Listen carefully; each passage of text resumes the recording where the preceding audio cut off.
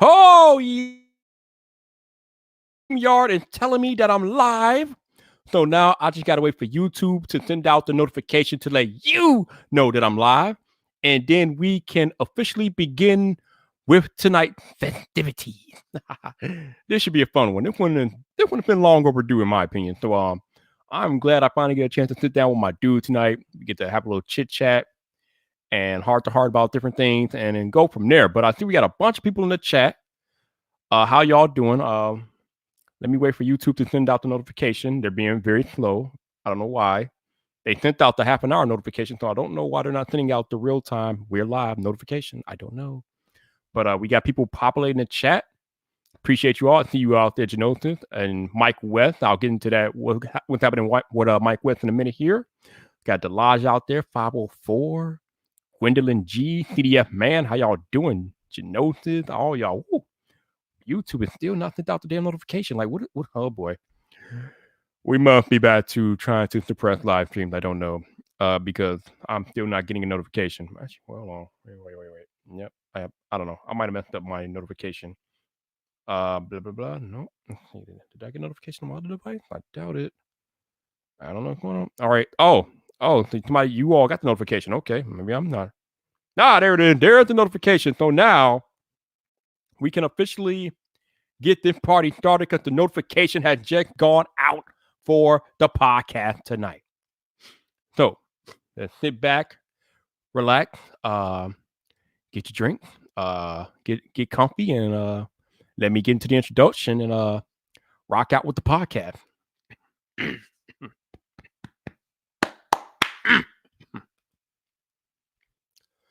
So, it's VypDrive episode 72. And tonight I have one of my very best friends in the tech space, one of the nicest guys in tech, the man of the people, Mr. Zaktalks TECH. He is coming up on the podcast shortly. This is long overdue. I am glad that we finally get a chance to sit down and have our one-on-one. So sit back, relax, and get ready because VypDrive episode 72 starts now.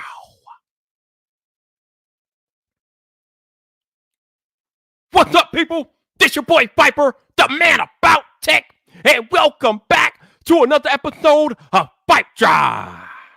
This is the podcast about tech, hosted by the man about tech.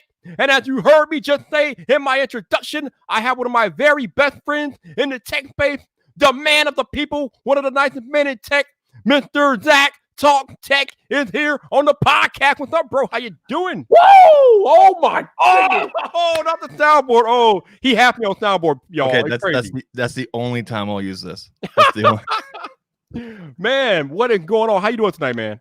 I'm good. I woke up for the first time today going, I really miss my beard. Oh, and I'm so glad this is an audio show. Yeah, for those y'all listening on audio only, he recently shaved his beard, and he had a nice little beard going on. So now he looks like a complete baby face. Mean, this is 14 days. This is 2 weeks, so it's coming back pretty good. As a typical white guy, I definitely got the neck thing going. It's look at that. Oh my god! Thanks for having me on. No problem. All right, before we start the podcast, I got to get a couple of house cleaning things out of the way. For those of you all watching live on YouTube, you might notice that things are a little different on the channel. And that is because, for whatever reason, YouTube, in their infinite wisdom, has decided to bless this particular channel with channel membership.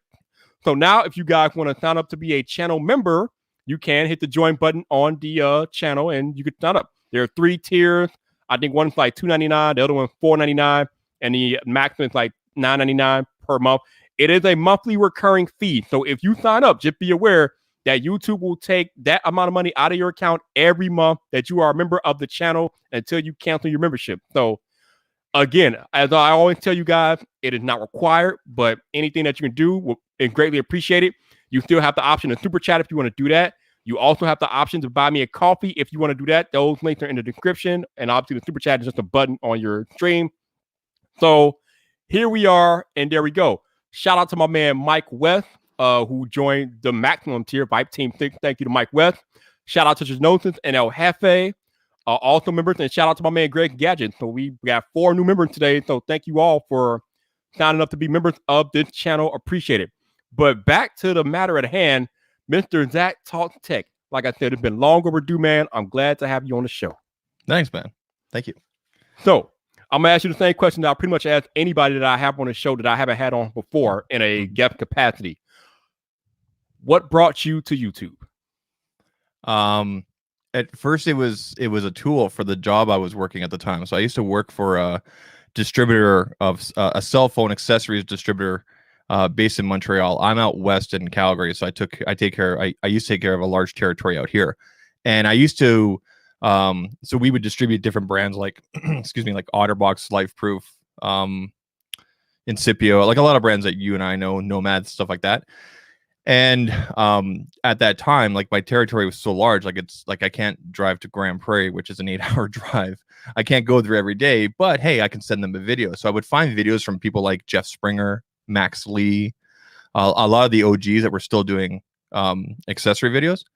And over time, it got tougher and tougher to find videos on different products and everything like that. So one day I grabbed my cell phone and I just unboxed some stuff and gave some demos here and there, and it kind of ballooned from there. That is pretty cool. That's a pretty nifty way of how you handle things. Like we said, you had territories and people that you could not get to physically, so you decided to put the information on YouTube and have them access it that way. So shout out to you for doing that. But I want to talk about your evolution, because I remember when I first started watching you a long time ago, you were a product only tech reviewer. And what I mean by that is you did not show your face in your videos. You only showed the product, because obviously your videos were about tech products. You were reviewing products and things like that. I think somewhere along the line, I think maybe 2 years ago, you decided to make the transition to putting your face in the video. Now, I think I suggested that to you 2 years ago, but I'm not going to take full credit. So I want you to talk to my listeners about the transition that you made going from not having your face in your videos to ultimately putting your face in the videos, and why did you did that? So yeah, so my videos traditionally started like the traditional camera facing down. All you see are my hands, and just really basic, right? Just here's the box. Let's open the box. Here's what's inside the box. Here's what I think of what's inside the box, and way to go, right? It was shortly after you and I started talking more. After we met, like you said, like 2 years ago, and also getting involved with Jason of Painfully Honest Tech, and just kind of seeing kind of like the shifting dynamics of how some tech tubers were doing things. I'm like, you know what? Yeah, I'll put my face on screen. And so I just basically started out like on my couch, whatever, which is in a different room now. And then just it kind of ballooned from there. You just kind of build your confidence, which is funny because I'm used to being in front of people and doing presentations and marketing and everything like that. But to do it on camera with like nobody else to kind of gauge response, it's interesting that way. But I would definitely credit you for pushing because there's definitely more about personable connection when you're doing face to face with your audience rather than just another set of hands, I guess. It's funny because I was talking to one of our tech creators, Zolo Tech, about this as well, because for the longest time he was a product only camera shooter too, but recently he has been doing more videos with him facing the picture and him talking to the camera, things like that. And like you said, I think it just creates that personal experience when you are looking at the camera. It's kind of like you're looking at your viewer, even though obviously you're behind a camera, like nowhere near your viewer. But when you have your face in the camera looking directly into the lens and things like that, it's almost like you're looking directly at the viewer, and it helps to create that visceral connection between you and the viewer, even over video. Even if you're talking about a tech product, I mean, I don't know, it just feels more authentic to me when you have your face in the camera talking directly to your viewer. Yeah, and I think you can also get your point across, or emphasize what you're talking about with a face-to-face, like having a conversation like you and I are right now, which is the approach I've always tried to take. So treating my videos like you and I are sitting down for a coffee or whatever, and talking about the tech or the latest thing, right? So rather than talking at you, talking with you. That's the way I've always designed my presentations, even when I worked in corporate and everything like that. So it's worked out for the best. And of course you still got cuts here and there when you need to unbox things and everything like that. But for the most part, I would say like 80, 85, 90% of the videos is face to face, right? Definitely, yeah. Of course, like you said, you got the B-roll to cut to the product when you need to just show the product. But yeah, definitely cool that you have decided to show your face. Shout out to my man Even A for becoming a member of the channel. Thank you, sir. The Cool. Norwegian sensation. I appreciate you, bro. Thank you. Thank you. I think it's really great that they gave you memberships considering the sub level on here, because, and I think it has to do with interaction. I'm almost positive since you've got it that's because of how active you are on here and your audience. I haven't heard of any other channels getting it at this low of a number. Yeah, it's interesting because for those of you that are not familiar with this whole membership thing, per YouTube guidelines, your channel has to have 30,000 subscribers to even be eligible for a channel membership. Mm-hmm. Obviously, the channel has a little bit over 1,000. Now, YouTube also has a rule for gaming channels that they could be at 1,000 or more and qualify too. But when's the last time y'all saw me game on this channel? They might be testing with you. They might be testing with you. Yeah, so I think that's what it is. Like you said, Roberto Blake was talking to me about this, and he said that YouTube is trying to promote live streaming more. And since this channel is a primarily live streaming channel, and I live stream every week, I guess the algorithm sees that, and that's why I've been blessed with the membership. But That's hey, good. I'm gonna take it and run with it, man. No doubt. So me and you host another podcast. We host the Painfully Honest Tech podcast every Tuesday night with Jason. So me and you talk on a regular basis. Mm-hmm. And I've heard you say that you had zero interest in the new Samsung Galaxy lineup this year, the Galaxy S20 lineup. Can you please explain why you had zero interest in this year's Galaxy device? I have no interest in buying it for myself because I'm happy on a personal and using level with my Note 10 Plus, and I don't see anything. I don't see enough of a leap from the Note 10 Plus to the S20, the 20 Plus, or even the Ultra, to me to go, okay, I want to upgrade to that. Like I normally would, but just out of the fact that I like to upgrade my phones every, whenever the new ones come out. But I'm trying to take a different route and different perspective towards tech, which is needs over wants kind of thing, and especially when it comes to dollar value. And I think given the economics of what's happening in the world right now and the way things are going to kind of come out, I think a lot more people will be doing that as well. I mean, if you can afford and you want it, then go for it, right? But for myself personally, I just, I mean, I'm not downplaying the device. It looks, the 20 and the 20 Plus, the Ultra, they all look like tremendous devices, unless you like autofocus. Right. But I don't see enough of a leap from the Note series to that to get it. So yeah, there's a little bit of FOMO there for myself. I will totally admit it. Like I've had my card a few times, but I never processed those orders. So yeah, to be honest with you, I mean, you're not missing much, man. I think you made the right decision, especially given the fact that you do have a Note 10 Plus. You don't really need to upgrade to an S20 if you have a Note 10 Plus. You're not missing much at all. Yeah, and I also, I mean, I dabble in both sides of the world, so I have, I've also got the 11 Pro Max here, which I'm very happy with, and which has become my main shooter when it comes to photos and everything like that. So, I just kind of looked at it, and there's also another side to that too. When the S20 line was announced, there's the usual fanfare and this and that from both the Samsungs, the fanboys and the knights, or whatever you want to call them, and the reviewers and this and that. And then there's the usual kind of negativity, but it almost felt like this year felt almost a little more toxic. Like I saw a lot more. And this is the problem with being on social media and Twitter. And sometimes you got to turn things off. It almost seems like this year was a little more toxic. Like people were really angry if you didn't like this phone, or if you didn't wait for that update. Right. And I've always had the opinion of, I don't buy a phone or device or a car or anything for what it will do later. I buy for what it's going to do now. Correct. Right. So I don't understand that kind of mentality, how you can drop that kind of money to, okay, well, hopefully they'll fix this in the future. Like how many months is how many months has the S20 been out for now? 2 months or so. And there's still autofocus issues. Right. Yeah, it's a little crazy. Yeah, so like I said, there's just a lot more toxicity around it, and it was kind of a turn off, and it was one of the reasons why that's one of many reasons of why I've kind of taken a step back from uploading and creating. So yeah, I don't man. It can, like you said, it can get so toxic in the tech space. And I remember you said earlier this year that you had to step back away from online and YouTube for a while, for about what, 2 or 3 weeks or so because of the toxicity that you were observing in the face. Yeah, it wasn't any one thing. So I'll try to summarize this as to make sense as much as possible. CES happened. I went to CES, had a great CES, made all these contacts. I made what I thought were a bunch of agreements with companies, and I'm still trying to figure some of that stuff out. That's a different conversation. Came back. I came down with a bit of I got a little bit sick. I got the quote unquote CES flu, as they call it, here and there. Not as bad as I did a couple years ago, but I got sick.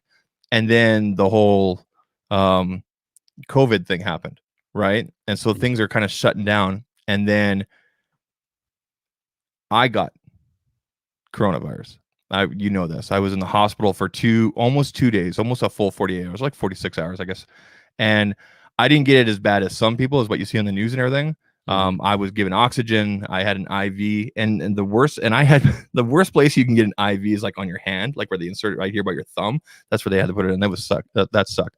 I've been largely quiet about having that. I've discussed it a few times, like you said, you and I. I've talked with El Jefe Reviews and Jason, and I've talked a bit about it on the podcast there with Painfully Honest Tech. So that happened, and then I had some family things happen, and credit to people that can drive through stuff like this and just keep on creating and uploading and things like that. I mean, good on you. But for myself, my health and my family comes first. So sometimes you just got to push some things away as much as you don't want to. So. Yeah, man. No one's gonna blame you for stepping back when you're going through all of that stuff. You got to handle yourself first. I tell people this all the time. Life is short. You got to live your best life, but more importantly than anything, you got to take care of you, because nobody's gonna take care of you like you. So as long as you're taking care of you first, everything else will fall into place down the road. Yeah, no, it was really scary because it felt like the regular flu. I had the same time that you had, just like the regular flu. Like we all had we were all sick, right? And then mine just kind of felt to the next level. Like my chest felt really heavy and everything like that. And I finally went into the hospitals here. Now, in terms of where the world is right now, here on April 16th, back then a month ago, we were not at the levels where we are here in Canada or even the United States in terms of infection and everything like that. But so I was able to go in and get a test and get results within 48 hours, sometimes within 24 hours, right? Mm-hmm. And they came back, they're like, yep, you've got it. They said, but until you feel this and this, stay at home. So I quarantined myself at home, and my wife was literally passing me food down from upstairs. Like she put it at the landing. I'd have to go up and grab it and then go back downstairs. So I was a bachelor for a few days, and then I called her from downstairs one day saying, I'm going to call an ambulance because I can't breathe unless I'm laying on my back. Like that was scary. Like I couldn't sit up like I am right now. I could not breathe. It just felt like someone was stepping or on my chest. It felt really heavy, and it felt like it was full of liquid and everything like that. So I went in. They put I wasn't on a ventilator, but they put that those nose things in your nose there for the oxygen and the IV. And like I said, I was there for almost 48 hours. They sent me home with an oxygen tank. I had that for another 24 hours, and then miraculously, like you hear from a lot of people, I was perfectly fine by the Friday night or something like that. So I went in and they checked me out and they said, yep, here's a clean bill of health. And yeah, so now I didn't see anybody when I was there that were on ventilators, this and that, but they were getting ready and everything like that. And they said that some people have it really bad, some people have it really good. So I was fortunate to, I guess, have it better than some other people. We have I don't know how well you know him. I don't know him very well as well, but there's a member in our community, Gravix Reviews, who was in the hospital really, really bad. And he's got an incredible story. So if you guys have a chance, check out his Twitter and his story about dealing with this. And yeah, but I'm glad he's doing better. No doubt, man. No doubt. I'm glad you made it through okay, man. We need Zach in the building. We need Zach. So glad you made it through all right. Glad to see you healthy and rocking out with your boy Viper tonight on the podcast. What I'm talking about. Yeah, no, I'm 100%. I guess I'm 100%. But yeah, I'm back. All right. So transitioning back to tech a little bit. We just talked about how you have no interest in the Galaxy S20 line of devices. So that begs the question: what devices are you interested in this year? I'm more interested in kind of like the tier 2 type devices. So I'm interested to see what the Pixel 4a is going to be like. I'm interested in the TCL devices that were finally revealed and all the details are out there because I use them at CES. I'm interested in the Note 20. Well, it'll probably be called the Note 20 because I have the Note 10 Plus right now, and I'm just interested to see how Samsung, maybe convinces me to upgrade the 20, right? So I can't ignore that.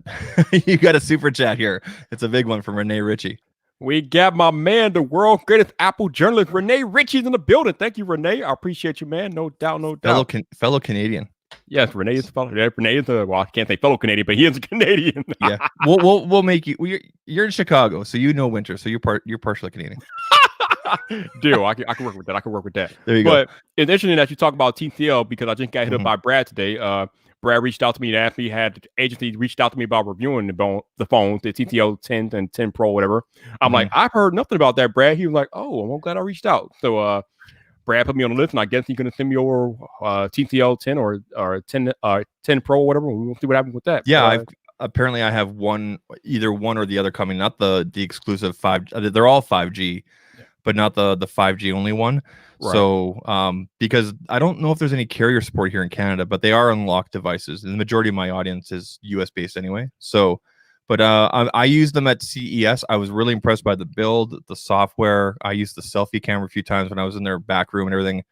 And for everything that's under the hood that it looks like, for $500 or less, like that's compared to what some other companies are doing right now. Wow. Listen, man. TCL is legit. I know a lot of people are kind of confused because they haven't really heard of the TCL brand as it relates to phones. But here's a little quick little history lesson for you guys. TCL has been in the phone game for a while now. They are actually the parent company of Alcatel. I know a lot of you guys are familiar or have heard of Alcatel. So TCL is the parent company. So it's not like TCL hasn't done phone before. They are in the phone game. They've been in the phone game, just not under the TCL brand. And these TCL 10 phones are the first time that they will actually use their own branding for these phones. And like Zach said, he got a chance to experience them at CES 2020, and they look pretty nice. So I'm definitely looking forward to getting my hands on them. I know on the main channel, I primarily talk about it, review, and do Apple content, but I am definitely going to be doing videos on these phones when they come in my hands, and we'll see what happens. I also have their Series 4. Now, I know right now their televisions are up to like Series 8 or something like that, but I also have one of their Series 4. It's a 65-inch that I bought for, I think, 569 Canadian. So like 500 American probably, or maybe 585 American. And I'm so happy with the HDR 4K. And so, I mean, if you win me with your TVs, because I already have a couple Samsung TVs in the house, for example, but if you win me with your TV with like that, and I've heard, and I've watched everything involving TCL over the years from other creators. So when they said, hey, if you're going to be in Las Vegas, when you want to come to our thing, and then I had some one-on-one time at the press conference there on the Monday before CES, and then some more exclusive one-on-one time with them at their booth at CES, which their booth took up like half a floor. It was crazy. Yeah, I'm impressed because the value for dollar with them is just, it's insane. Yeah, TCL is legit. Yeah, like Zach said, they make very nice TVs. So if their phones are anything like their TVs, man, we are in for a treat. Yeah. And for Mark asking in the chat, yeah, TCL, they didn't make BlackBerry. They were just like the publisher for BlackBerry. So they work with BlackBerry to get those BlackBerry Androids out into the wild here. And yeah, they own the licensing, the name for them. So they were making the hardware. Right. And but that relationship is ended now. It's ended now. Yeah. It's done. Yes. Yeah. Unfortunately. So transitioning over to one of the phones that were just announced this week. Zach has a lot to say about this, and we'll get his opinion. But OnePlus, they finally grew up this week. And when I mean they grew up, for those of y'all that have been paying attention to me for the last 2 years, you know that I've been arguing with these OnePlus fanboys left and right because the OnePlus phones up until this year did not come with wireless charging.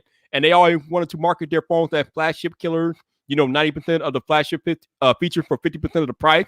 But yet the damn phone kept coming without wireless charging. So this year, finally, at least on the OnePlus 8 Pro, that phone finally has wireless charging.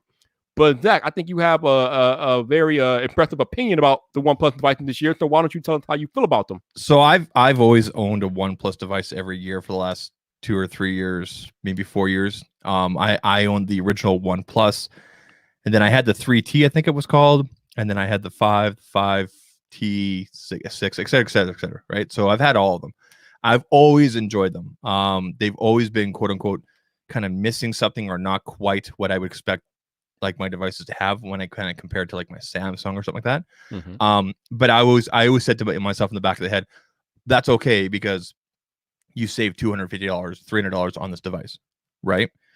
Now OnePlus has got everything in there, and let's not mix things up. OnePlus very much listens to their community. They have built their following, their brand loyalists through online. They listen to the forums, they read the Reddit posts, they read their forum posts, they watch the videos. Okay, so they added in wireless charging and they added in an actual IP rating. They got rid of their bucket. Remember they had the bucket, about the IP rating thing. Yep. So now they put it all in there.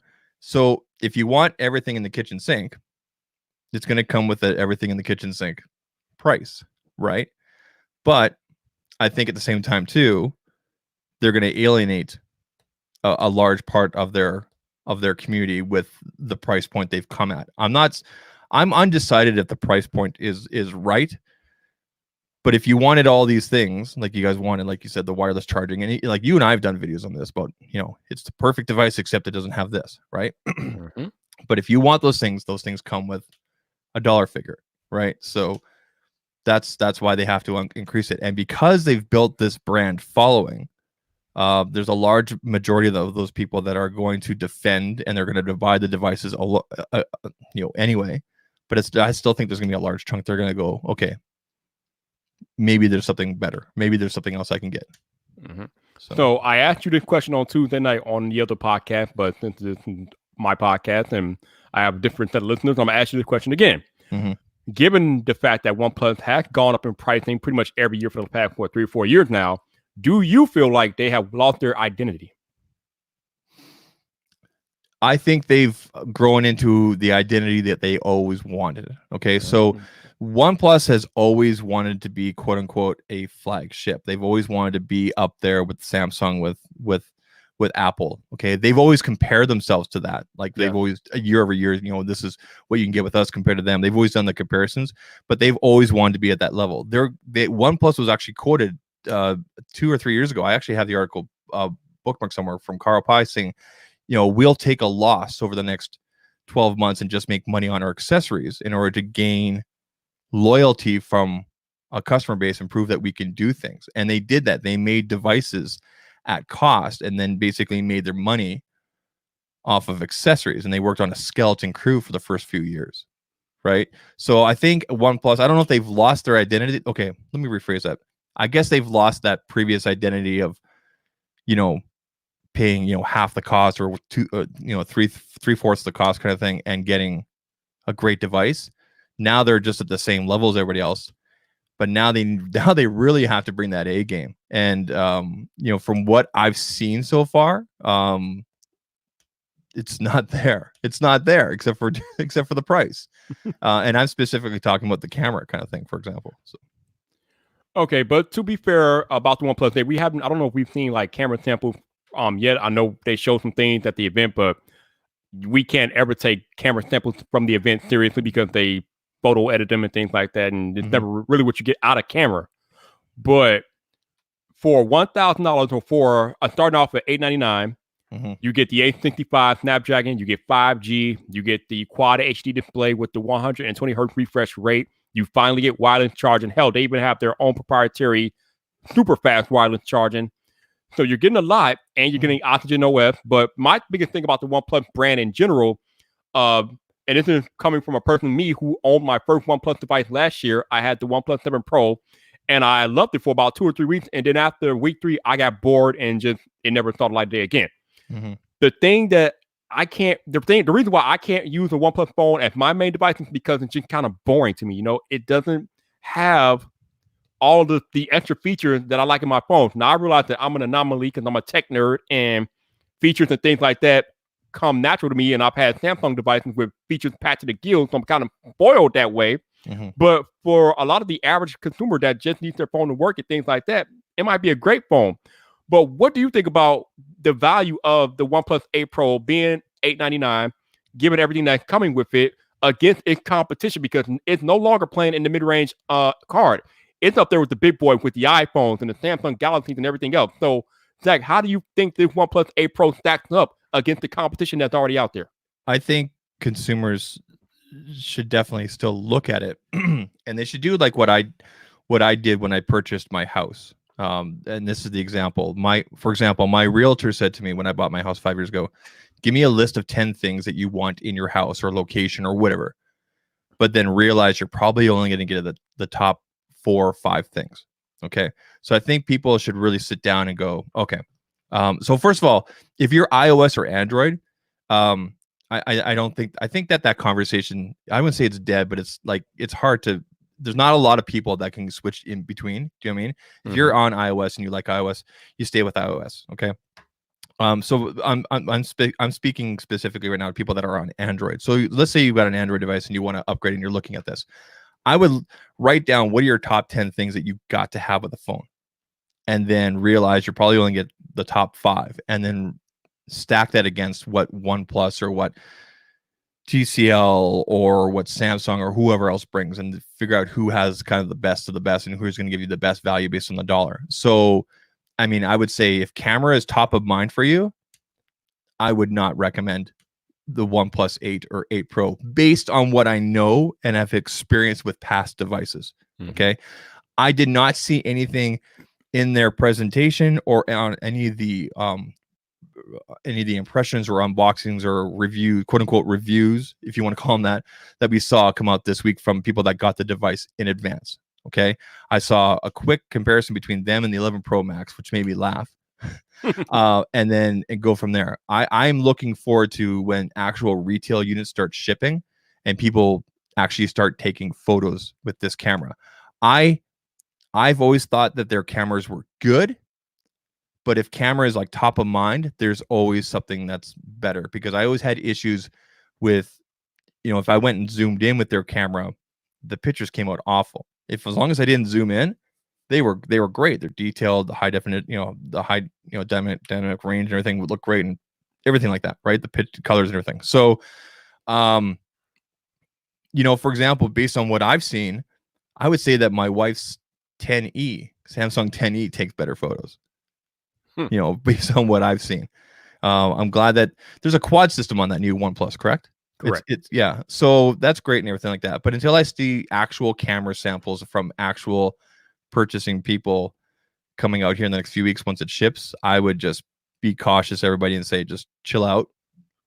And especially if the camera is your top thing. Now, if you're looking for performance, great battery life, quick charging, definitely look at it. But you could also look at last year's 7T, which has been slashed in price really great. And there's not a lot of differences between the 7T, for example, and this new 8 and 8 Pro. So you got to properly weigh things, I guess. Right. Shout out to Battery Power for becoming a member of the channel. Thank you, There sir. you go. Appreciate you, man. Appreciate you all signing up, man. Y'all are the best. Y'all are the best. So here's the interesting thing about the OnePlus 8 Pro. It starts out at $899. Obviously, it caps off at $999. Now we are used to OnePlus phone being around $500, $600, maybe $700 max. One of the main reasons I think why that phone, is $100 more than last year at the very least, is because of the addition of 5G. Now we know that 5G right now is irrelevant for most of the world. Well, I shouldn't say most of the world, most of the US anyway. And I think in Canada, it's not really out. We haven't even started rolling out the antennas. We haven't done anything. Yeah. Right. Most unless you're in a major metropolitan area in the US, and then even if you're there, you got to be in like a select pocket. You cannot take advantage of 5G. So just because the phone has 5G on board doesn't really mean a whole lot of nothing. So we know that because Qualcomm has the A65 and all of the Qualcomm A65 chips are 5G capable, which raises the price in phones. I'm not sure that you should be looking at any phone this year that has 5G attached as viable yet, because 5G, you can't really take advantage of 5G yet. And the phone is more money than last year's model because of the additional 5G. Yeah. So as Zach was saying, there are other options to look at. Obviously, we know that Apple just unveiled the iPhone SE earlier this week. That's more of a budget mid-range device, but it's still an iPhone with the latest chip in it and things like that. So you got that out there. You got the upcoming Google Pixel 4a, which will probably be around $300, $400, $500, things like that. We talked about TCL bringing out phones, although those are 5G, they're going to be a lot less than these OnePlus devices. So 5G is kind of tricky because it raises the price of the phones, and it's useless to most people. I would say 90% of the country can't use 5G. Yeah. And most, I know exactly in Canada, it's not even rolled out yet. So most people that we know can't yet take advantage of 5G. So you really should not be buying a 5G device still right now. Yeah, you're in a, and you work downtown Chicago, and even for you, downtown Chicago, there's only certain areas that you can really take advantage. Correct. And if you move like literally across the street, boop, right, it's gone. Right. Yeah, it's gotten a lot better since they first rolled it out last year, but yeah, it's still very finicky. Like make no mistake, it's the future and it's the backbone for what's coming up. But I not this year, especially with how kind of set back the economics and the economy is right now in North America and worldwide. I don't even know even going into next year, maybe 2022. So, but at the same time, when manufacturers give you no choice, look at the Galaxy S20 line. They're all 5G. Right. Because the chipset in there, the Snapdragon chipset in there, is 5G, right? And so you have no choice. You get a 5G device regardless, right? So, but then you take a step back, for example, and we'll just use TCL again. They're using I think the 765 or the lower end chipset on there, right? Mm-hmm. So but they still have 5G antennas in there, right? Now, whether those are long range or short range ones, I don't know. But the point is that there will be and there are 5G devices that are not going to require you to donate a kidney, right? So, for my perspective right now, is kind of the same thing as Mr. Mobile, Michael Fisher, which is it's marketing, and in no way should you fall for it. And yeah, it's just a way to jack prices. I agree. Shout out to Tech Odyssey for the $5 super chat, $5 for 5G, pouring out for the homies. Right? I know, right? There absolutely. You go. So as I was just alluding to in the previous conversation, there is another phone that just was announced yesterday, Mr. Zach. We are talking, of course, about the iPhone SE. Mm-hmm. So this phone starts at $399. It comes with the A13 Bionic chip, which is in the most recent iPhones. Yeah. Now the camera, weird stuff is happening with the camera. Originally, I thought it was using the camera from the iPhone 11, but it's not. Mm-hmm. Apparently, it's using the lens from the iPhone 8, but of course, it's using signal processing from the iPhone 11 because of the A13 Bionic chip. So, what is your opinion on the iPhone SE? So I'm going to quote Rene Ritchie here because he's always a great resource and he's always accurate here. His tweet here says, iPhone SE camera hardware sensor optics are iPhone 8. So the sensor optics are from the iPhone 8. Mm-hmm. The silicon or image silicon processor is iPhone 11. Right. So a little bit of both. So my opinion on this new iPhone is this is not targeted obviously at the masses. Right. I think this is specifically targeted for people that have iPhone 5s. Maybe they have the SE, the first gen, iPhone 6s, 7s. Okay. And people that maybe are this is definitely targeted at people that are looking to get on iOS, that have always wanted an iPhone, but didn't want to pay an arm and a leg. And I think it's a phenomenal purchase. Like I was this close during Christmas, and we were just talking about it last week with my parents about them getting iPhone 11s, and they were totally turned off about the whole Face ID thing. My dad kind of got it here or there, but my mom is just a push a button go kind of thing, right? Like she just wants to be able to FaceTime and away we go. This is perfect. Like the size, the price point, even in Canadian dollars, like it's perfect. Right. So I'm pretty sure we'll be getting a couple of these for them. So this is definitely targeted for people that are price sensitive, that have always wanted to get in, that maybe have older models. And again, it's definitely for the price sensitive. And it's a tremendously great device. I mean, you're still going to get those regular updates, the security, the easiness, the quote unquote just works. So I think it's a tremendous purchase for people that are in that group. Yeah, like you said, this is a great entry level phone for people to get into iOS, especially with the updated internals. And you know that when you buy an iPhone, it's going to be supported for at least 4 to 5 years, especially given the fact that this has the latest A13 CPU. So this iPhone SE is going to be good for at least 4 to 5 years. So this is definitely a good purchase. And it might be the perfect storm. There's a lot of chatter out there about how this might be the perfect storm because, as you know, Zach, we are in the middle of a global pandemic. People are losing jobs, businesses are going under, things like that. And along comes a $400 iPhone on the very week that the U.S. just sent out these stimulus checks. So now we know grown folks who are adult on a regular basis know that you should probably be using those stimulus checks to pay bills and debt and things like that. But we know, Zach, that a lot of people are going to use these stimulus checks to purchase an iPhone SE. You might as well just call them Apple checks for some people. Like, right. Yep. I had to shake my head. I'm going, no. Like, I literally saw tweets and people putting stuff online saying, I thought about making a car payment, but the iPhone looks really good. I'm going, what? Are you serious? Oh man. So I don't know if Apple planned it this way, but if they did, it's genius, or they just got extremely lucky. I think it's just coincidence. I think Apple. Okay. So if you believe the leaks from John Pugh, John Prosser, John's got a terrific track record, not just with this, but if you go back to the Pixel stuff, like that Pixel stuff was the start of. I keep saying people hate it. John Prosser is the world's most accurate Apple insider. But go ahead, Zach. And I was thinking about this today. Remember how one time John said, I'm just a guy, or it's a comedy show wrapped up doing tech. Sorry, John, you're now a leaker and you're now doing a tech show. Like it's been like that for a while, so deal with it. But no, if you go back, so John outlined, Apple was planning on doing a March event. That obviously was put off because of safety concerns with the virus and everything like that. So this device was going to be announced, regardless. And it's kind of funny. They literally just refreshed their website, and to me, it seems like it's just getting more press than. What was that other company that announced something earlier this week? Oh, OnePlus. Yeah. So it's interesting. So.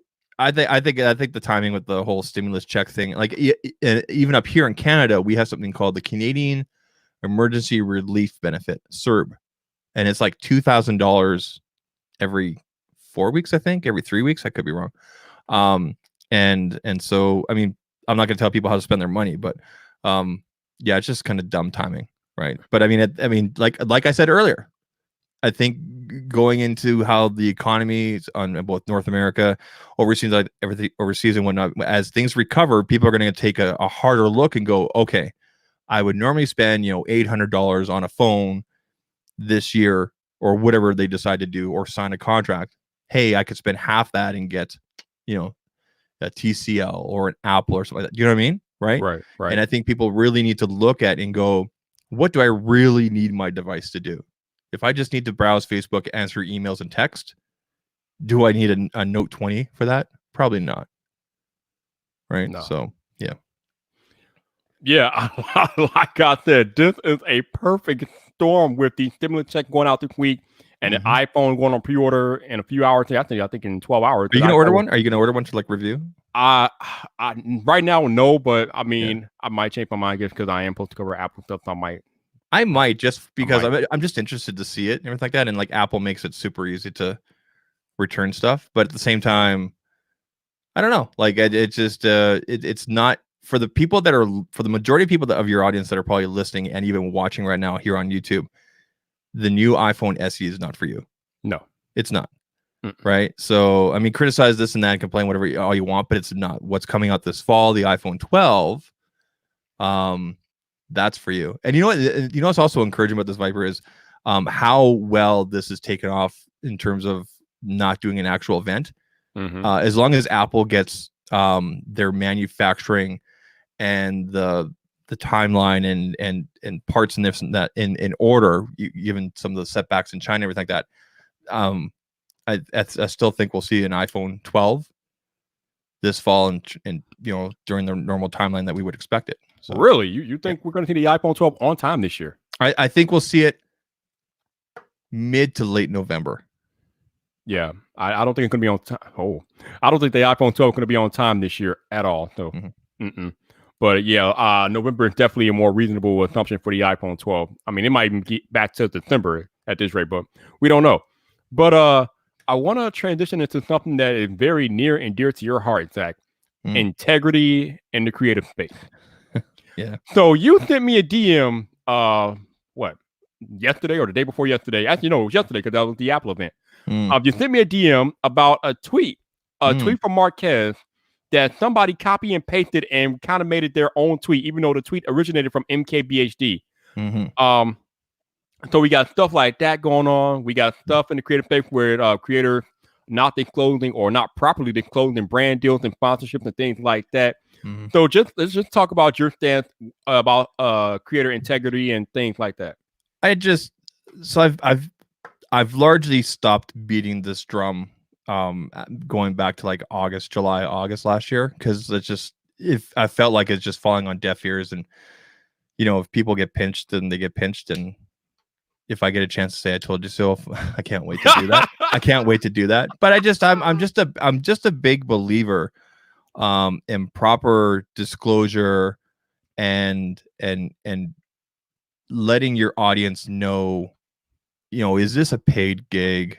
Is this, what's the relationship like, right? So that people can decipher, am I being sold to, or is this an actual review? Right. And I'm not talking about people disclosing like how they make their money and everything like that. That's none of my business. That's nobody's business. That's between you and your bank, kind of thing, right? But I think there's a responsibility to know, whether something's a paid gig or not, and how you acquired maybe something that you're talking about, and what the relationship is like, right? So right. Yeah, there's a lot of shady stuff going on. It's crazy. I've just seen too much of it, and the fact is that so the FTC in the United States is going to start coming down, has already started coming down on YouTube and different social media platforms. Instagram, they came down on Instagram hard with a bunch of influencers that were not disclosing ads properly. And we're not going to see the FTC necessarily or government agencies necessarily come down on people directly. Like they wouldn't come directly after you or directly after other influencers or whatever. Right. They'll come after the big boy. They'll come after YouTube. They'll come after Twitter, whatever it is, right? But then those agencies will impose those different rules on you. It's kind of like the whole COPPA thing, right? So YouTube had to pay these big fines and everything like that, and now us as YouTubers, when we're uploading stuff, we have to disclose, is this for kids or not, kind of thing, right? So, and that's kind of like just the first step. So I think as long as you're properly disclosing, plus at the same time, if you're properly disclosing, you're going to earn the loyalty and the trust of your audience, and that's huge on YouTube. We all know that. We've seen that happen before, where people don't properly disclose, and then they lose their audience, they lose the eyes, right? Yep. So. Yeah, I've been talking about this for a while on these live streams, and I always use John Prosser as an example. But the reason why he has built up his following to where it is today is because he has built that credibility and trust with his audience. That's why he's always talking about how he has to be right, because he understands that the way to build an audience is to build that trust, and the way you build that trust is by establishing credibility, doing things the right way, being accurate, and doing the research about what you're talking about, and knowing what the hell you're talking about, and being right over and over and over again to the point where you don't get questioned. There's a reason why I call him now the world's most accurate Apple insider, because I've known this dude for 3 years, maybe longer. He's practically always right, and every Apple leak that he has dropped this year has been on the money. He had not been wrong yet. So when you establish that credibility of and that level of just being good at what you do and being accurate over and over and over again, at some point we have to stop questioning you. You're just it. You're just that dude at that point. Yeah. No, and I credit him for protecting his sources properly and going and having multiples to make sure that he's not getting inaccurate, and he doesn't want to make sure that I'm sure he's received information where it's if he brought it out, it would get people in trouble. So, at least he's not just looking out for his end, but also his sources and everything like that. So that's good because people are taking chances and bringing out information that manufacturers don't necessarily want out there. And, it makes it fun for guys like you and I and, everybody else that's, given the circumstances of the world right now. So, yeah, it's pretty cool. I'll be honest, it's hard for me to like keep coming on here every week and talking about tech because there's just not really much to talk about, but outside of Apple right now. But I am glad that tech is moving on and things are still happening in the tech space, even though things aren't happening in the way that they normally would. So there's still tech news, there's still tech things going on. And a big shout out to OnePlus for holding an actual event. Yeah. Now, obviously, given the current situation, they couldn't have an event with a live crowd and things like that. But they got creative with it. They did it from multiple locations. They put time, they put effort into holding an actual event. I enjoyed it. It was nice. It was informative. It did what they wanted it to do. And shout out to OnePlus as opposed to Apple, who just dropped the press release. Here you go, new iPhone, no event. Now, we know that Apple is holding a WWDC event in June, so we have that to look forward to. But it's very odd to me that Apple actually dropped a new iPhone, a brand new iPhone, mind you, with just a simple press release.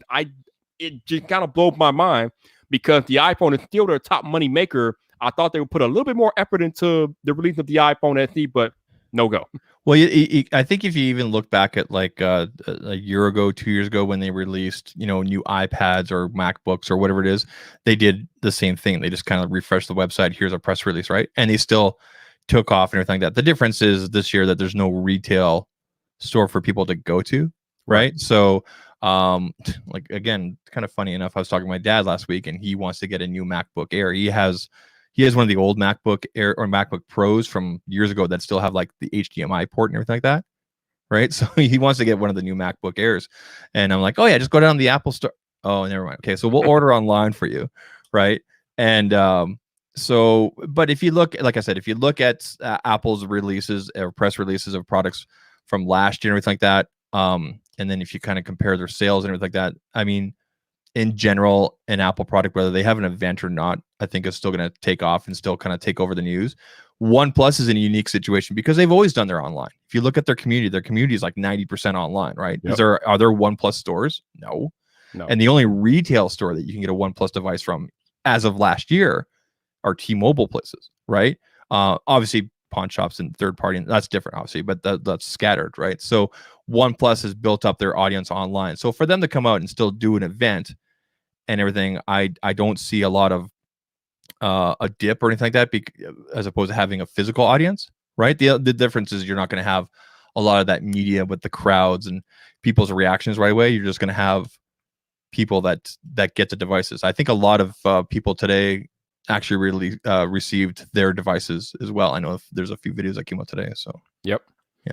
Yeah, and some people have been using them for a couple of weeks now, so they were already in reviewers' hands and things like that. Marquez been using it forever. He had it since last year. I don't know all the way, but yeah, he's definitely one of the ones that gets them early. But other people got them early too, though. But and also shout out to OnePlus for finally officially coming to Verizon now. So Verizon is selling a OnePlus. They're selling the OnePlus 8, not the 8 Pro. So that's smart move for them. I think depending on how well their sales do with the 8. It'll determine whether they get both models in the fall, depending on what OnePlus brings out. So smart move on their part. Yeah, I think the main reason why they don't have the 8 Pro is because it doesn't support Verizon 5 millimeter wave 5G. Yeah, I think that and also a price point, but I think I think it's more sided with the wavelength, like you said. Yeah, they don't have the band on that device and support it, but they do have the regular OnePlus 8, which does support the Verizon 5G millimeter wave. So we'll see how that goes. So before we get out of here, I want to talk about the transition that you were making before you took your break a few months ago. You were doing man on the street videos. I watched those. They were pretty cool. I remember you did a couple of videos when you were in Mexico, and obviously you were in the streets at CES interviewing people. So are we going to see more of that in the future, or what are you doing with the channel? Once we're all allowed outside. Yeah, no, that's right. No, the plan going into 20 after getting back from CES was I was gonna kind of not completely revamp things, but I was gonna do more of a focus on value tech. So things that are, I don't have $600 for an iPad, but is there a tablet out there that I can get for like $200? Yeah, there is. Actually, I'm actually reviewing right now. It's actually a really good tablet. It's an Android tablet. and things like that. So I was going to put more of an emphasis on that, and also do the whole excuse me, the whole interview man on the street thing with everyday people 3 or 4 times a month. So I actually had an agreement in place at 2 different malls here in Calgary, so that I could go in and film. Like normally you have to go in normally and just ask the management, can I film, and everything like that, and they make you sign up. So I had an agreement in place with 2 different malls here to do that, to basically come in anytime. I just had to just give them a heads up 24 hours before. So I had a bunch of stuff kind of in place, and like I said, just a bunch of other real life happened. So once things kind of get back to normality, I'm planning on doing that. I've got a couple interviews already set up with a couple of different bosses at like carriers, so at Bell and Rogers, people that run those type of carrier stores, to talk to them about the demographics and people that are coming in, and what kind of cases and what kind of phones people are looking for, and how that Google display for the Pixel never works and stuff like that. So yeah, and like I said, everything kind of just, because right now here in Canada, here in Alberta, they're telling everybody to self-isolate. If you go out, have a mask on 2 meters apart, but they're really discouraging people, and it's spooky, man. You go out, like I went out 2 weeks. I haven't left the house in almost two weeks now, but when I did go out a few weeks ago to go to the bank to deposit a check, they had marks on the floor, how far to space out and everything like that. And it was hard. Like you couldn't talk to people. So I was trying to talk to the security guy, but he's 2 meters away from you. Right. Yep. Or 6 feet or whatever it is. And it's just weird trying to talk to somebody when they're that far away. So yeah, I went to the grocery store yesterday, and for the first time ever, they had us line up outside to get our cart. So yeah. They were only letting one person in at a time to get their cart. Luckily, the cool thing was they had the cart cleaned already, so we didn't have to worry about that. But they had the X's on the floor outside to mark them 6 feet apart, and we had to wait for one person to go in there and get their cart, and then we just kept moving like that. Yeah. I think since this whole pandemic started, I've been to the grocery store 3 times, and this week was the first time I actually went to the grocery store and was able to get everything I wanted to get. Like the first 2 times I went, things were sold out, and just it was madness. But were you able to get the Hawaiian Punch and the pizza rolls? Yeah, I got them both. Yeah, okay, awesome. Along with some ravioli and some mac and cheese and some other stuff. But yeah, do you like regular ravioli or like the mini ravioli? I buy the mini ravioli. I brought them both. I brought the can and the mini. There you go. Okay. But yeah, ravioli's legit. So because I can't. My diet is pizza, but you can't eat pizza all the time. So you got to mix it up. So I've been mixing it with ravioli and stuff. Them carbs. Have you been working out to make sure you're man? I've been slacking. I've been slowly trying to get back into it, but I've been slacking with the workouts. But gotta get back into it. That's good. No, I'm so glad that last summer we totally off topic. Last summer we extended our backyard. We had a big 4-car like parking, like just gravel and everything, and we took that all out and we put down dirt and sod, and we actually have a huge backyard now. Thank goodness, because now we actually have somewhere we can walk around. The kids can run around and everything like that. So, and that's been interesting too, is teaching the kids from home now. But yeah, things change. No doubt. Well, I'm going to wrap up the podcast portion of this, but it seems like you guys are lively in the chat. So I think after I wrap up the podcast, as long as Zach is still free, I think we're going to hang out for a little bit, answer some of you guys' questions in the chat and things like that. So, thank you guys for tuning into the live stream tonight on YouTube. As I tell you guys every week, if you want to drop a super chat, that option is available. Or if you don't want YouTube to take 30% of your super chat donation, you also have the option to buy me a coffee. And as I alluded to earlier tonight, there's another option. You could become a channel member. Crazy enough. Still can't believe I can actually say that. But yeah, you could become a channel member right now if you want to do that too. None of this stuff is required, but anything that you can do is greatly appreciated. And shout out to Rashid AI. He has been dropping bombs lately. $50 super chat. Rashid, thank you, sir. I appreciate you, man. I appreciate you. But yeah, like I said, anything that you guys can do is it's not required. None of this is required, but anything that you can do is greatly appreciated. For those of y'all listening on audio only, if you want to support the podcast monetarily, there will be links in the show notes to do that. But this will end the live portion of the podcast. Thank you to my man Zaktalks TECH for joining me tonight, sir. Thank you for having me on. No doubt. I'll be back next week with episode number 73. But this is the end of the live podcast portion. So until the next time. people. This your boy Viper, the man about tech. You know where to find me. So come back for more.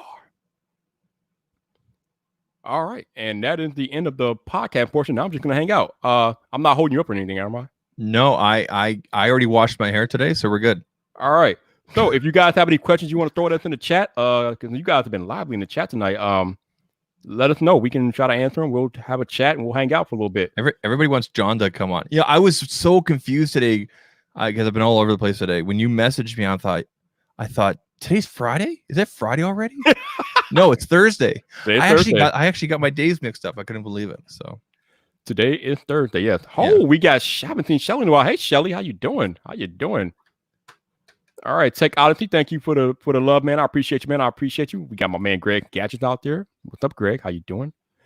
I know, man. Front page tech. I mean, I know John's lurking, but he hasn't been saying much in my chat lately. So shout out to my man John for making himself known. I just want John to come on and be like, "Ha ha, told you guys, iPhone, ha ha." Dude, I am going to be mad at you, Prosper, if you don't dedicate an entire front page tech video to just telling people how right you were. I'm gonna be to the point. I'm gonna feel personally attacked if I don't get that video. I want that video, John. I need that.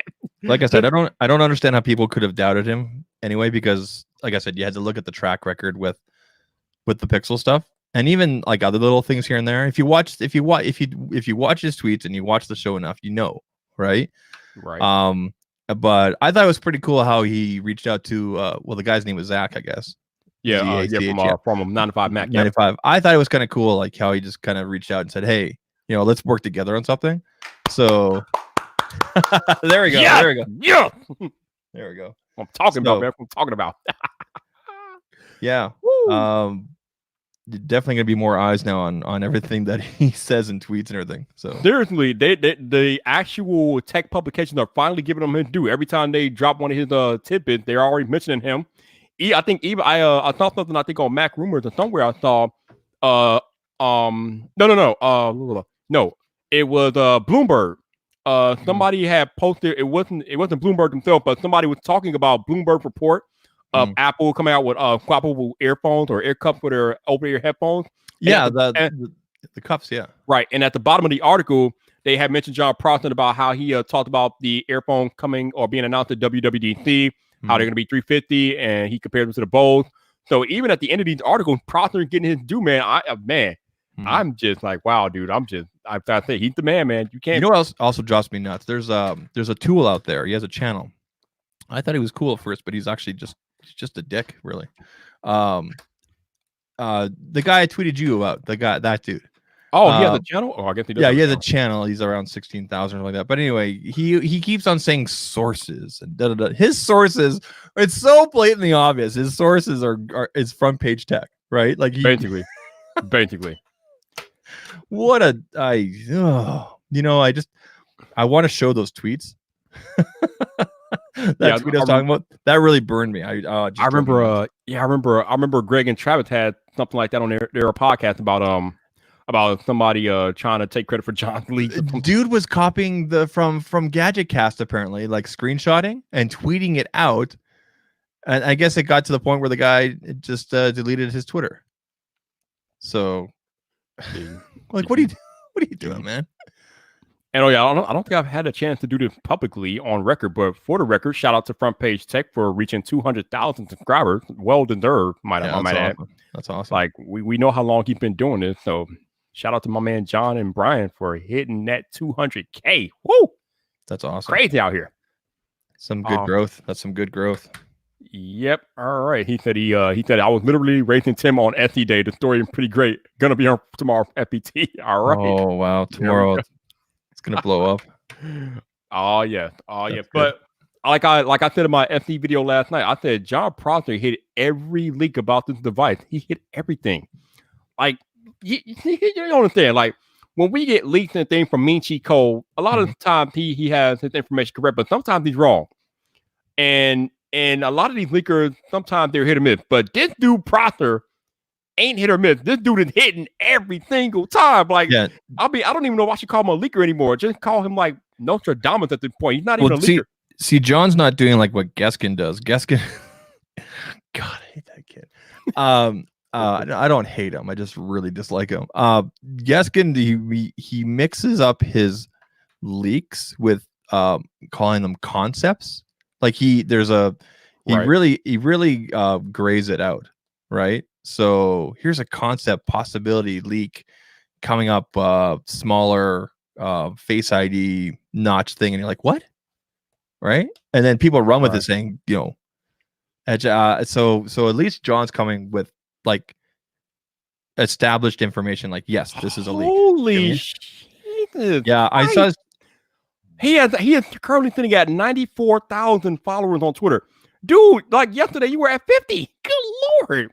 Yeah, man, hey, like I said, when you put in the work, when you do the research and you put in the work and you build that credibility, I got number love, man. That is everything that's happening with you in Front Page Tech is well deserved, man. You have done the work. Yeah, there's a quack for him. When you do the work, hard work pays off. I will swear by that to the day I die. Hard work pays off, and that dude has worked hard. He's earned everything he's getting, man. No doubt. I wonder if John's willing to discuss like who his sources are. Like, are they managers like at the retail level? Are they people that actually work in Cupertino? Like, I don't think. No, no, he's not gonna do that. But I can tell you that he has sources inside and outside of Cupertino. Yeah, that I can tell you. Like he has sources high up on the food chain. It's good. It's good as long as nobody gets in trouble. Yeah. So I made a joke on Twitter that maybe John is an actual Apple executive moonlighting as a YouTuber. There you go. Yeah. I always have to wonder, like, what is the motivation behind the leakers to give out this information? Do you know what I mean? Okay, so like, did John go to them? Okay, I think it's obvious that they went to John. Right. But what is the motivation? Like, why would they give out the information? Do you know what I mean? What? Like, I had him on. Me and John did an entire podcast talking about this very thing, Zach. And what he told me back then was that sometimes they do it just to get the information out there, or some of the leakers just want to be part of history, because maybe they're low on the totem pole at Apple, but they're in a position where they have like this information. And a lot of times, like John said, they're fans of the show, so they know that they could trust John and John will protect them and things like that. So they're just fans of the show and they reach out to John and give him the information. But the cool thing that John does, like he told me, is that he doesn't run a leak based on one source, like never. He waits till that leak can verify by at least 3 sources before he runs with it. Yeah, and that's kind of cool. That's huge because so many times we've seen leaks from other people where it might have been one person within Samsung or whoever it is, right? And here we go. Tim Cook was on the phone briefing with the press on Wednesday and was tweeting the info real time. So that tells you how high up his sources at Apple are. Wow. His sources are so high that they are in those press briefings with Tim Cook. So yeah. So he had the login information to go listen in. Probably. Rashid again with the super chat plot to the store with Tim Cook. You know what? Nothing would surprise me about 2020, man. 2020, nothing's off limits. Anything is possible this year because we have seen any and everything this year. Lord have mercy. But did it not feel on Tuesday? Did it not feel like things were really quiet when we were doing the podcast with Jason? It just felt like things were really quiet. Like, what do you mean quiet? Like we hadn't seen any leaks. We hadn't seen any accident until this and that. I mean, the only thing was the week before where we saw, I think it was a case and Apple labeled it as SE, right? It was for the 8, and it's Best Buy were getting cases in their inventory and they were marked a 4.7-inch iPhone. That's normal though. I have stuff here from companies like UAG and like they all do that, right? They'll label it as iPhone 6.9 or 6.8 or whatever it is, right? And then later on, as a distributor, you'll go label it. But wasn't there was something on a website? Wasn't there like on Apple? Oh website? Right. Yeah, John. I think John uncovered this on Twitter too. The Belkin thing. Yeah, the Belkin case. Yeah, and it said iPhone 7, 8, and SE or something like that. Yeah. So I mean that was the only real thing. And then going into Tuesday when we were doing the podcast, I was like, things are a little too raff. And if anybody, do you understand the reference? Things are just a little too raff. Yeah. Oh no, I don't. Ninja Turtles 2. Oh. Yeah. I mean, okay. Anyway, kids, the people that are watching, if you haven't seen the 2 original Ninja Turtle movies, go watch them. Yeah, they're awesome. Really good. Yeah. But yeah, this is a weird year though, man. Like we don't know how the rest of the year is going to play out. A lot of us are still under this shelter and at home order and things like that. I mean, right now we gotta wonder if there is going to be a Galaxy Note 20. What will Apple do with the iPhone 12? I mean, there's just so much that we just don't know right now. Well, I think I think just to keep the share, because 2 words, shareholders. Yeah. There will be a Note 20. There will be an iPhone 12. Oh, It's just how things are rolled out should be interesting. I can see Apple. I don't think they'll do just a press release kind of thing with the iPhone 12. I think if we're still kind of how we are now, where there's no crowds or anything like that, come October, November, whatever, whenever they release it, they'll at least do like what OnePlus did, which is people just on stage kind of thing, or different locations talking about the device here and there. Yep. If not, we'll have a big event like we normally used to. I think Samsung will do the same sort of thing. But I think we'll see more of a shift towards how people are getting that information. So whether they're going through regular media with the news and everything, or more of a push with online, and more so than we see normally with Twitter, YouTube, et cetera, more of a emphasis on influencers or whatnot. So yeah, just how marketing teams definitely have more on their shoulders this year. That's for sure.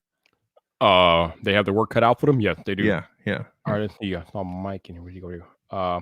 Hey, Mike, I'm doing good, man. I'm glad you and Monique are hanging out. Appreciate you guys hanging with me and Zach tonight. Again, thank you to Zach for hanging with me tonight. No doubt. Mech says, will there be a Fold 2 from Samsung? Yeah, there's been a lot of chatter about that. So at some point there will be a Fold 2. Although again, I mean, will they release it this year? Will they delay it? I don't know, but there will definitely be a Fold 2. It's already in the works. You know what I find insane? I keep on thinking about all the movies that have been delayed till next year. Of all the movies that have been delayed, the one I was really looking forward to was Ghostbusters Afterlife. No, fam. Because it was filmed like last year here around Calgary and everything like that. I know things like Black Widow and stuff like that have been delayed to like November. And then there's like I said, some movies that have just been straight up delayed till next year. I was supposed to be in the theater watching No Time to Die, James Bond. Oh, like, James Bond. That was supposed to come out this month, and now it's delayed till November. Is it November now? Okay. Yep. Yeah. Is that the final movie that that he's doing? Yep. I mean, then again, the last one was supposed to be the final one, but they paid him a ton of money and brought him back. But yeah, I'm still a Pierce Brosnan fan. You know, he was okay. I think Sean Connery was the best Bond, but Daniel Craig might be right behind Connery because Daniel Craig has been damn good. Yeah, no, he's good. He's definitely the kind of like the drunk uncle. James Bond. That's what he always pictures me of. But I like, what else has been delayed till next year? I know a bunch of Marvel stuff has been delayed. Yeah. And then depending on the property, depending on how big the movie could be or they projected, some stuff is going like direct to online. Yes, I wish more would go direct to online. Yeah. I know there's been a few movies, what was the recent movie? The Invincible Man. Yeah, that went direct to online. That was already killing it in theaters too. Mm-hmm. Yeah. Hey, I don't mind movies going direct to online because I think movie theaters are going to die anyway. Hell, AMC is practically out of business. They're about to file for bankruptcy. So, well, for myself personally, it takes a lot to get me into a theater. Like, you'll get me into a theater if it's like a James Bond. Or if it's a Star Wars, like I'm there, right? But I can't go to the theater to watch like a dramatic type movie. Do you know what I mean? Like, I just wait for it to come out and everything like that. Like, I really wanted to see Gone Girl. Remember Gone Girl, right? Yeah. I really wanted to see that in the theater, but I wait for it to come out online. Still a great movie. It freaks me out how much my wife likes it because I'm thinking she'll probably try to frame me. Oh man, dude, Tech Odyssey. Timothy Dalton was terrible. Like, no. Didn't he play Bond like once or twice? Yeah, I think maybe two or three times. I think, but Roger Moore was a good one. Roger Moore was good. Yeah. Connery, Moore, Craig, Brosnan. Dalton. Yeah, not my. There was a celebrity. I can't remember who passed away today. There's another celebrity that passed away today. Another one. I hate saying like that. A couple of them passed away.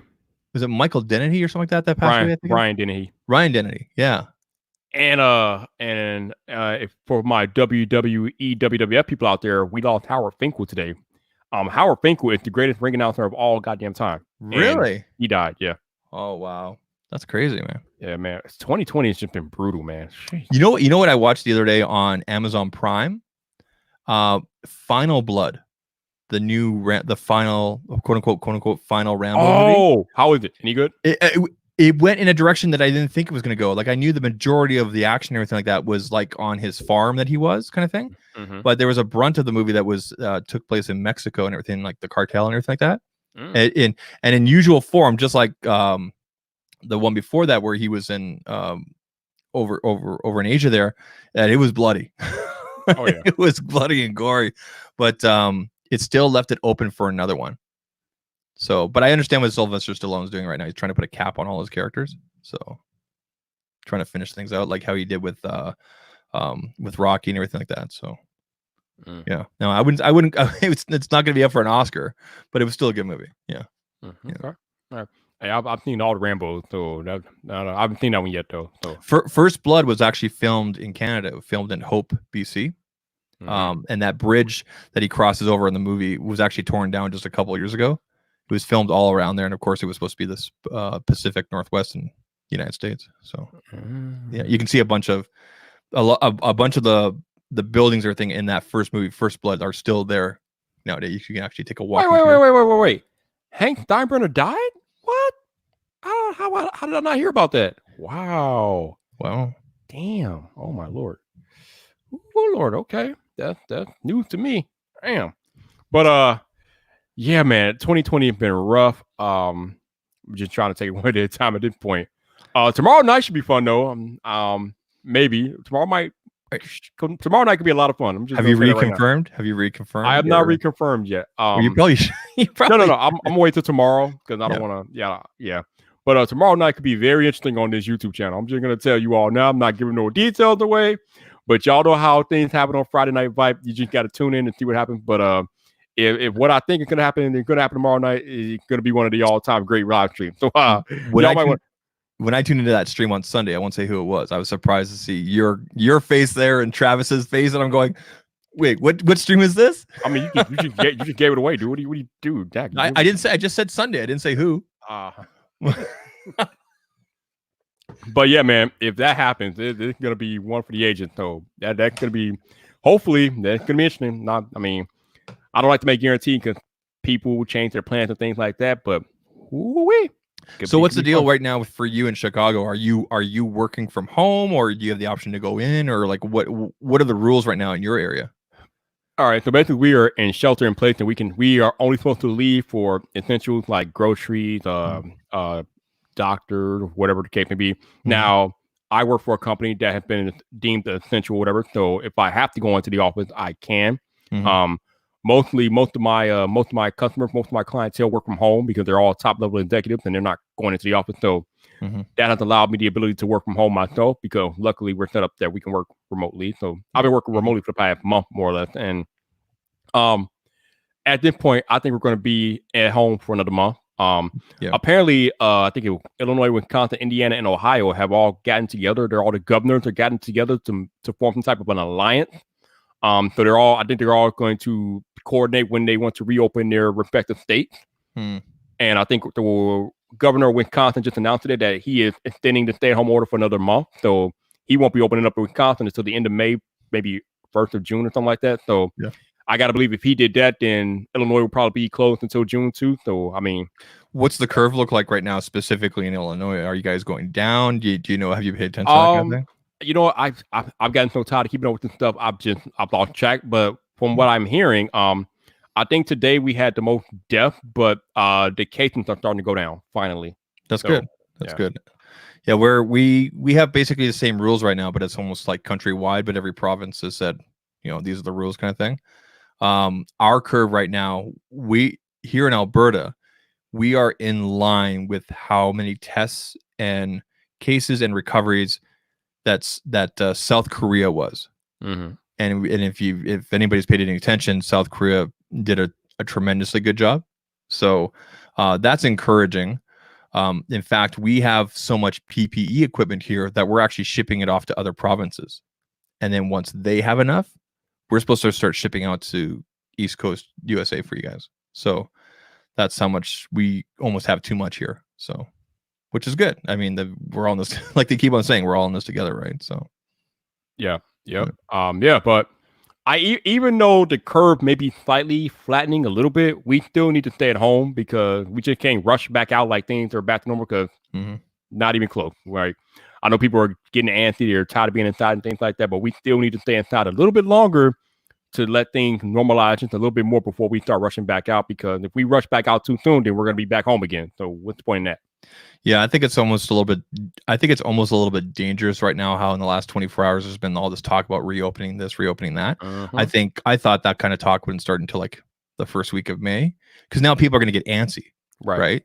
Right. And there's all these expectations and people may not hear those details properly, or people may twist here and there. So I was saying to my wife last night, I said, it's kind of dangerous that they're kind of talking about this kind of stuff, because they've already said here in Alberta, here in Calgary, that mid to late May, right? So realistically, I don't think we're going to be open until, I don't think things are going to begin to write until June per se as far as reopening. I think that's the most realistic timetable, and even still, that might even be premature. So I don't know. I think they're just telling us May, things like that, just to not get people too worked up. But you keep backing it up, people are going to start to figure out what the hell going on. So yeah, and I think it's just important that people, as depressing as it can be here and there, just keep your ear to proper sources. Try to not listen to all the negativity or even some of the conspiracy theories. Man, I went down that rabbit hole last night completely by accident. I clicked a YouTube link to a conspiracy. I was like, what? Boy. And while it was convincing, I just had to kind of go, no, right? And so yeah, like, let me find a Viper video to watch. Okay, here we go. Right? Like, I'm not doing that. Back to normality, right? So yeah, right. No, it's it should be really interesting to look back a year from now to see how things may or may not recover, what kind of industries may take off out of this. I think a lot of employers will go, hey, we can have our people work from home 3 days a week, kind of thing, right? Like my wife right now has the option of going in or not, and she's decided to stay home. So yeah, it's and I know we have elderly neighbors, Bev and Bruce on the side, wonderful people. I've literally only seen them through a window. Like they both have health issues that even a cold, sometimes it's game over, right? So yeah, you just can't take chances. And then plus the other thing that not too many people are talking about is that even if you had the virus and you live and survive the virus, you might be contagious still for an extended period of time, even after you don't even show symptoms anymore. So you just can't go rushing back outside because you don't know if you can still pass it on or not. You gotta stay inside. Yeah, no, it's kind of funny because there's a whole generation of us that were like, yeah, we're used to being inside, right? So, and then there's people like you and I that do this stuff practically full time, or other creators. John Prosser hasn't seen a difference at all. He might be having a bit of a delay with his pizza deliveries, and that's about it, right? So, right, man, John Prosser's been waiting for this for the longest, man. He's like, welcome to my life. He's like, I'm the isolation king, right. So, yeah. So I think Janosis is asking for a Loki update. Yeah. So for those of you that don't know, Loki is my cat. My here, actually, I have an idea, Viper. Let me. You can bring up this tweet to give people an idea. Here, let me share this. Hold on here. So how do I share screen? You see, I don't use this that often. Here we go. So yeah, so this is Loki for the people that are watching. Oh no, I guess we're past the podcast part. This is Loki. That's my cat. Yeah, he's about 5. He's about 6 years old. He'll be 6 years old in July. Anyway, this past last Friday, just out of nowhere, he threw up a couple of times, and we're like, okay, well, it's probably just a hairball, whatever. And then Saturday, he just got really slow and not moving around the house, and just kind of just like literally like just sitting in place and just like staring at a wall for like hours, and just like not normal. And he wasn't responding. Like normally he talks to you and everything like that. And then Sunday, it just seemed to get worse and everything like that. Yes, he's a big boy. That's a big boy. And just so everybody knows, Loki's the one on the bottom. the one up top. That Jenna is my daughter. That's my daughter, and she's how old is my daughter now? She's 5. So anyway, so we took him into the vet on Monday. They were gonna draw some blood to see, because you can draw blood and they can figure out, is it liver, is it cancer, is it whatever, right? And he wouldn't cooperate, and because of self-distancing issues, I couldn't be in there with him to calm him down. So I literally had to pass him off to the vet, and we could hear him in the back screaming and whatever. So they gave him a shot of an antibiotic shot. I think it's called Serenia. It's an anti-nausea. And so they said he would be good up until today. Like he would probably kind of come back to normal, and he was back to normal right away. It's been kind of a roller coaster up and down, everything like that. And as of this afternoon, would have been a full 24 hours, and he seems to be perfectly fine. He's eating, he's drinking, he hogged the bed last night. Yeah, and so I'm being optimistic. I also got to be realistic, because sometimes animals do this thing where they get really good for a while and then game over, right? So yeah, I hope he'll be okay, because he's my best friend. So anyway, me too. But yeah, he's good now. I just have to kind of you just have to take in the good moments and everything like that. So we'll see. The kids don't quite understand what's going on, and I didn't even cry this much when my grandmother passed away or when she was sick. Kind of weird, right? So, but yeah, just kind of focus on the good stuff. So he's good right now. As it is right now, he's good. He's been clawing at the door. He wants to come in. So yeah, but yeah, he'll we'll see what happens. I mean, we'll see if the next 24 48 hours are good, that I would say he's recovered. And again, we don't know what's going on, but we'll see. That's the update. It's that bitch Carol Baskin. That bitch Carol Baskin. Oh man. Oh, now I gotta mark my podcast in language. Damn it. Oh, sorry. Yeah, the YouTube had finally enacted that whole stealth notification crap. So now I gotta start doing that stupid stuff. Well, I think the B word's okay, isn't it? We're talking about a dog. We're talking about a dog. That's a dog. All right. Oh, but whatever, not a big deal. But yeah, man. You know what? I don't know. What do you think, Zach? About what? Carol Baskin? No. God, no. Wait. You've been watching that stupid crap? I had to. We watched the first 2 episodes, and I'm like, well, we got to finish this now. I was disappointed by the bonus episode that they came out earlier this week or last week. It was just like a Skype kind of call between people, but it was kind of cool to get an update. Yeah, Genos is asking, is it good? You know what, man? It's 7 episodes, and it'll just kind of. I liked it because it showed both sides of the equation, both people that raise big cats, and the good and the bad and the ugly with that, and the people that claim to be trying to free them, like this Carol Baskin people and the PETA and all that kind of stuff. And then it showed like the realities of it and everything like that. So I thought it was good. I mean, there's nothing else on Netflix. Do you ever find yourself going through Netflix for like 15-20 minutes? You're like, there's nothing on here. There's nothing on here. I started watching Star Trek Next Generation last night again. So, I mean, there's still good episodes. Still real Star Trek, unlike that Picard crap. Didn't like Picard. Yeah, yeah, we know how you feel about Picard, man. Oh, it was just it could have been so much better. Anyway. But you know what? I think we are at a point where we could probably call it. Unless Zach has something he wants to get off his chest. I don't know. What was there something? No. I was wondering if you had anything else. Well, I don't. Let's see. Well, okay. So, what did I complain about tonight? OnePlus. We're okay. We're good there. Samsung. Okay. Well. Okay. So someone coffeed you a bunch of money, right? And they said, yeah, right. Yeah, they cost me $20. And they're like, "Oh, you'll get another 20 if Zach uploads." Right. They told me they'll give me another $20 if you upload a video, which you didn't do. So my response to that is I actually have there's actually 3 videos on there.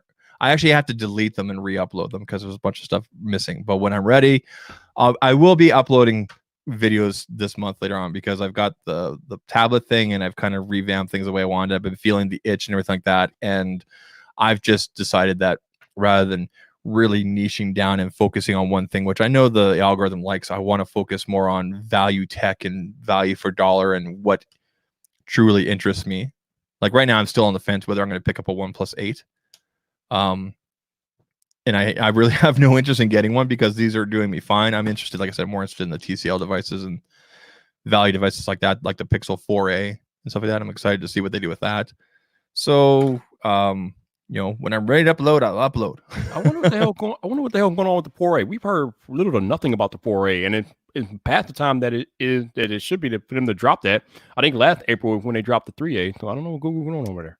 Gino says one of the TCL phones coming out. So they officially announced like all the specs and all the details. Was it last? Yeah, it was a week ago, Monday. But I haven't heard anything about carrier support or anything like that. I've been looking around and I checked with our contact and he doesn't know yet. I checked with the people I know at Bell and Rogers up here. They don't know if they're going to be carrying the devices yet. So, well, I was told today that they are 2 to 3 weeks away from getting into the hands of a reviewer. So take that for what you want with it. There you go. Oh, Rashid has become a new member of the channel. Thank you. I was going to say, didn't he automatically become one with that super chat earlier? He should have, right? Not quite, but he is now officially official. So thank you, Rashid, for joining the team, man. The membership. Appreciate you all. I think that's awesome that you got. Has any other channel like small like this? I don't know. Received the membership things? I don't know, but I think I'm up to like 5 or 6 today, so that's pretty cool. Like, did they email you, or did it just kind of pop up saying you have this, or like how did it work? So what happened was they sent me an email stating that memberships, I'm eligible for memberships, or memberships have been enabled, and I had to go through a few steps to activate them, as you do with all YouTube features. But once I did those steps and things like that, now it's on. So, are you gonna make some custom icons for chats? I don't know, man. I don't even know how to do all that. I forgot how to do all that. Just take some screenshots of yourself doing different faces and then put them in there. Oh Lord. Right? You can put your Vype logo. You can put, with the sunglasses. You have enough different. You keep on changing your Twitter picture enough that you should have a couple in there, right? Yeah. You know exactly what are the requirements? Well, theoretically, a channel is supposed to have at least 30,000 subscribers before they get membership eligibility. Obviously, I don't have nowhere near that. But apparently, YouTube has another requirement that if you're a gaming channel, you only need 1,000 or more subscribers to get channel membership. Obviously, I am not a gaming channel, so I don't know how I got it. Roberto Blake said that it might be because I live stream regularly and YouTube is trying to promote live streaming. So because I live stream on a regular basis and they are trying to promote live streaming, he thinks that's why I got the membership. That makes sense. That makes the most sense because of how active you are on here. Yeah. Other than that, I don't know. I don't know how to say your name. Anilu wants to know if all carriers will have the SE. To my knowledge, yes. Yeah, it's an iPhone. All carriers have iPhones. They're not going to miss out on that opportunity. Oh no. So yeah, everybody should have the iPhone SE. And for those of y'all that do not know, SE pre-order starts tomorrow morning at 5 a.m. Pacific, which is 7 a.m. Central, 8 a.m. Eastern.